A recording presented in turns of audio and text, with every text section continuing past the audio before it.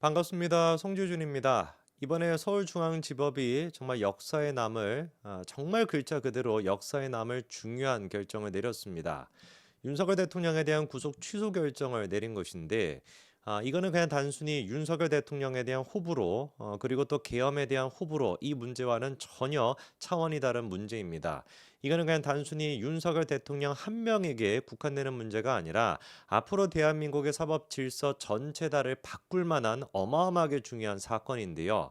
한 가지로만 그냥 말씀을 드리면은 이번에 이제 그 직연 판사가 내렸던 결정 구속 취소라는데 가장 근거가 됐던 게 뭐였습니까? 뭐 공수처의 수사가 불법이었다. 그리고 또 공수처와 그리고 또 검찰이 구속 기한을 자기들끼리 짬짬이 해가지고 나눠 가졌다. 이거는 법률적인 근거가 없다라고 하는 얘기도 분명히 있습니다만 역사적으로 중요한 결정은 무엇이냐? 지금까지 구속 기간을 계산하는 데 있어서 날짜로 계산을 해왔었는데 그거를 시간으로 계산을 해왔던 거. 무려 70년 동안이나 대한민국에서 바뀌지 않았던 것을 이번에 직위원 판사가 바꿔낸 겁니다. 그렇기 때문에 방금 제가 말씀을 드린 것처럼 이번에 정말 윤석열 대통령뿐만 아니라 대한민국의 역사에 남을 만한 어마어마하게 중요한 결정을 직위원 판사가 한 것이고 이거는 누가 보든지 간에 합당하고 타당한 얘기죠. 그럼에도 불구하고 지금 법원 내부에서 내부 반발이 일어나고 검찰들 같은 경우도 내부 반발을 일으키고 사실상 이제 뭐 반동 분자 같이 그런 식으로 행동하고 있는데 분명하게 제가 말씀드릴 수 있습니다. 구속 기간을 계산하는 데 있어 가지고 시간이 아니라 날짜로 계산하는 것은 이거는 위헌입니다. 이거는 위헌일 수밖에 없어요. 왜냐면 헌법의 기본적인 정신이 뭡니까? 억울한 피의자를 만들어내지 않는 거. 당연히 억울한 피해자도 만들어내서는 안 되겠지만 억울한 피의자를 만들어내서도 안 되는 거 아니겠습니까? 뭐 예를 들어 가지고 그냥 아무나 잡아 가지고 족쳐 가지고 이 사람을 뭐 범죄 피의자 같이 만들어냈고 범죄자로 만들어서는 안 되는 거잖아요. 그렇기 때문에 애매모호한 상황일 때 애매모호하고 법 조항이 뭔가 좀 이렇게 적용이 돼야 되나 저렇게 적용이 되냐 뭔가 조금 애매모호할 때는 항상 어떻게 하도록 되어 있습니까? 헌법은 피의자 우선적으로 피의자 우선적으로 하니까 뭔가 좀 이상하게 생각하실 수도 있습니다. 피의자는 범죄자가 아니죠. 그렇죠? 피의자 우선적으로 봐야 되는 것이다. 즉 바꿔 얘기해서 어떤 한 개인의 자유를 억제하고 구속을 시키고 체포를 하고 압수영장하고 다 자유를 갖다 이게 억제하는 거 아니겠습니까? 이런 조치를 내릴 때 같은 경우는 항상 애매모호할 때는 어떻게 한다? 그 자유를 억제하는 걸 최소한으로 해야 된다라는 게 헌법의 정신입니다. 바로 그 정신에 맞춰 가지고 직위원 판사가 이번에 결정을 내렸던 거예요. 제가 오히려 깜짝 놀랐던 것은 지난 70년 동안 어떻게 이런 식의 악법 중에 악법이 유지가 될 수가 있었는가? 구속 기한을 정하는 데 있어 가지고 왜 도대체 단 한 명도 이거를 시간 단위가 아니라 왜 도대체 날짜로 하는 거에 대해 가지고 문제가 있는 거 아니냐? 헌법 정신에 위반이 되는 거 아니냐라고 하는 문제 제기를 안 했던 것이냐 70년 동안. 그게 오히려 제가 더 깜짝 놀랄 만한 일입니다. 저뿐만 그래야 되겠습니까? 오히려 지금 사법부 안에 있는 사람들, 일선 판사들부터 시작해 가지고 수사기관에 있는 검사, 검찰, 경찰 모두가 다 한마음 한뜻으로 반성해도 지금 모자랄 판 아니에요? 누가 보든지 간에 헌법 정신에 따라 가지고 구속 기간을 정할 때는 구속 기간을 연장시키는 방향이 아니라 최소화시킬 수 있도록 하는 게 당연히 맞는 것이고 그렇기 때문에 시간 단위로 계산하는 게 맞음에도 불구하고 지난 70년이라고 하는 어마어마한 세월 동안 이것이 단 한 번도 문제 제기가 되지 않고 단 한 번도 바뀌지 않았다라는 거에 대해서 판사와 검사들이 직접 나서 가지고 이거는 반성해야 되는 거 아니겠습니까?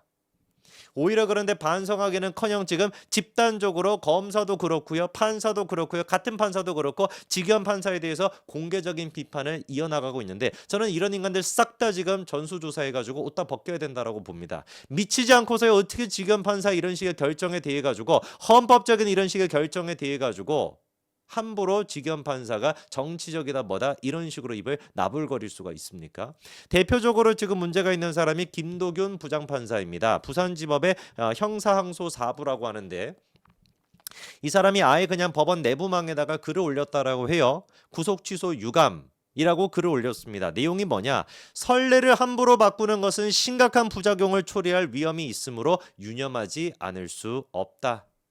방금 제가 말씀을 드렸죠. 정상적인 사고를 하고 있는 사람이라고 한다면, 상식적인 생각을 하는 사람이라고 한다면, 그리고 법에 대해 가지고 전문가라고 한다면은 이번 판결에 대해 이번 판결 결정에 대해 가지고 뭐라고 자괴감을 느꼈어야 되는 겁니까? 나는 왜 직위원 판사 같은 결정을 내리지 못했을까? 나는 왜 도대체 이거를 일자별로가 아니라 시간 단위로 해야 된다라고 하는 생각, 이런 헌법적인 생각에 대해서 왜 나는 못했을까? 왜 지난 70년 동안의 그 나쁜 선례를 바꾸지 못했을까라고 반성을 해야 되는 것인데, 오히려 지금 김도균 부장판사, 정확하게 말씀을 드릴게요. 부산지법 형사항소 4부 김도균 부장판사는 오히려 지금 뭐라고 거꾸로 얘기하는 겁니까? 니까짓 게 뭔데 함부로 70년 동안 이어져 왔던 관례를 갖다가 이거를 함부로 깰 수가 있냐?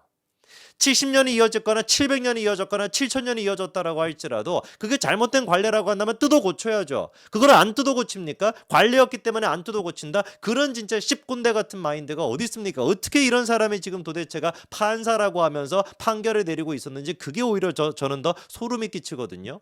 제가 이 김도균이라고 하는 사람의 과거를 조금 더 찾아보니까 우리가 관심이 없어서 그렇지 옛날부터 이미 정신나간 모습을 많이 보였더라고요. 부산지법에서 나중에 뭐 판결 받거나 하시는 분들은 이 김도균이라고 하는 사람의 이름 좀 기억해 놓으셔야 될 것 같습니다.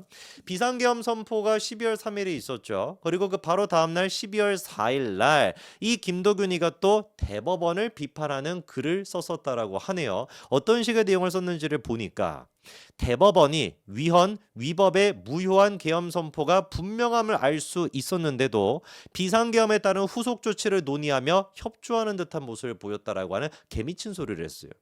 저는 이 김도균 판사라고 하는 사람을 갖다가 이거 당장에 징계위원회라도 열어가지고 이거 징계해야 된다라고 보거든요. 도대체가 이 사람이 뭐라고 대법원에 대해 가지고 이런 식으로 얘기를 하는지, 사법부의 권위를 갖다가 이렇게 현직에 있는 부장판사가 떨어뜨리는지, 저는 그것도 좀 납득이 되지 않고요. 이게 지금 대법원을 비판했다라고 하는 것 때문에 제가 하는 얘기가 아니라, 대법원을 비판한 내용 자체가 도저히 납득이 안 되기 때문에 제가 드리는 말씀입니다. 아니 지금 뭐라고 얘기하는 거예요? 12월 4일 날 대법원이 그때 내렸던 조치에 대해 가지고 뭐라고 하는 겁니까? 후속 조치를 논의한 것 자체가 계엄에 협조하는 것이었다. 이거 완전 개딸 논리 아닙니까? 그렇잖아요. 아니 예를 들어서 개딸들이 지금 얘기하는 게 뭡니까? 한덕수 무슨 뭐 총리가 계엄에 대해서 반대했다. 국무회의 동안에 계엄에 대해서 반대했다. 근데 계엄에 지금 동조했다라고 하잖아요, 얘네들은. 한덕수뿐만입니까? 모든 사람들을 갖다가 지금 계엄에 반대했다라고 하는 그런 얘기들이 끊임없이 나옴에도 불구하고 다 계엄 무슨 동조, 내란 동조 이런 식으로 몰아가는 게 개딸이잖아요. 지금 김도균이가 하는 주장이 그 개딸들이 하는 주장이랑 뭐가 다르냐 이겁니다. 김도균이 지금 하는 얘기가 뭐예요? 대법원에서 계엄 이후에 후속 조치를 논의한 것 자체가 계엄에 협조했다는 얘기인데, 이런 개미친 지금 또라이 같은 소리가 어딨냐고요. 그럼 대법원이 뭐 했어야 되는데요? 후속 조치를 논의했어야 되지. 그럼 뭐 했어야 되는 것인데요? 당장에 무슨 뭐 머리띠 내고 가가지고 그 운동권이 그 무슨 또라이 같은 애들처럼 윤석열 대통령 탄핵해라 뭐 이런 식으로 외쳤어야 되는 겁니까? 실제로 조희대 대법원장이 했던 얘기가 무슨 뭐 후속 조치를 논의한다라고 하면서 그때 나왔던 얘기가 계엄에 대해서 우리는 문제가 없다라고 생각한다, 이런 얘기가 나왔으면 이렇게 비판할 수 있다라고 치자고요. 정작 그런데 조희대 대법원장이 했던 얘기가 뭐였습니까? 최근 계엄 선포 관련 사태로 말미암아 국가적 혼란의 우려가 커지고 있다.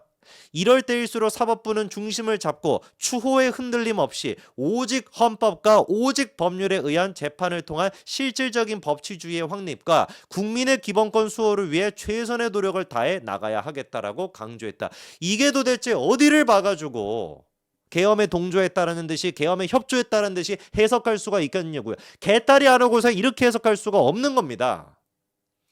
김도균 부장판사에 대해 가지고 저는 지금 공개적으로 요청을 하는 겁니다. 명확하게 이거는 법원 내에서 대검이 됐거나 어디가 됐든지 간에, 대검이 아니라 뭐 고검이 됐거나 어디가, 고검도 아니고 어디서 가야 되는 거예요? 이거 도대체가 대법원에서 해야 되는 겁니까? 대법원에서는 아니면 법제처 같은 데서 뭐 이런 식으로 지금 주도를 해가지고 이 인간에 대해 가지고 저는 징계위원회 열어야 된다라고 봅니다. 아니 도대체가 대법원이 후속 조치를 논의했다라 그래서 후속 조치를 논의하면서 계엄에 뭐 찬성한다, 계엄을 뭐 어쩌, 그런 얘기를 하는 것도 아니라 흔들림 없이 오직 헌법과 오직 법률에 의해 가지고 재판을 통한 실질적인 법치주의를 확립해야 된다라고 하는 지극히 상식적이고 정상적인 얘기를 가지고 무슨 뭐 대법원이 계엄에 협조했다, 이런 말 같지도 않은 헛소리를 갖다가 내뱉고서도 아무런 제재가 없다 보니까 이번에도 직위원 판사에 대해 가지고 감히 니까짓 게 뭔데 70년 가까이 이루어져 왔던 선례를 갖다가 함부로 바꾸냐 뭐냐, 이딴 지가 헛소리라는 거 아닙니까?